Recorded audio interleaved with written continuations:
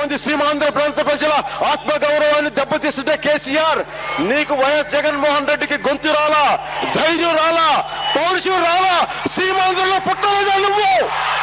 YS Jaganmohan Reddy నిజంగా సీమాంధ్ర ప్రాంతంలో పుట్టి ఉండి ఉంటే వస్తది పౌరుషం. కానీ జగన్ కి కేసీఆర్ తిడుతుంటే సీమాంధ్ర పౌరుషం లేదు. అలాంటి జగన్ ఈరోజు సీమాంధ్రకి ముఖ్యమంత్రి కావాలని ఆశపడుతున్నాడు. జగన్ నేను ఒకటే అడుగుతున్నా, సీమాంధ్ర ప్రాంత ఆత్మ గౌరవాన్ని కాపాడలేని నువ్వు సీమాంధ్రకు ముఖ్యమంత్రి కాలేవు. వైఎస్ జగన్మోహన్ రెడ్డి కుటుంబం, ముఖ్యంగా వైఎస్ జగన్ ప్రజలను మభ్యపెడుతున్నారు. ఇన్ని మోసాలు చేసి, ఇన్ని దౌర్జన్యాలు చేసి ఈ రోజున మన రాష్ట్రం నిట్టు నిలువునుగా చీలిపోయిందంటే దానికి కారణం వైఎస్ జగన్ యొక్క స్వార్థపూరితమైన కోరిక, ముఖ్యమంత్రి కావాలి అని చెప్పి.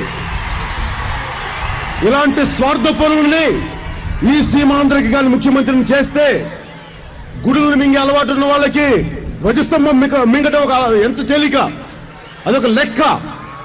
రెండు రాష్ట్రాలు కలిపిన ఒక ఆంధ్రప్రదేశ్ ని మింగగలిగినప్పుడే వీళ్ళు రేపొద్దున సీమాంధ్ర రాష్ట్రం చాలా చిన్నది, చిటికలో మింగేయగలరు. కానీ ఇక మీ ఆటలు సాగవు. మీరు అధికారంలోకి రారు. జగన్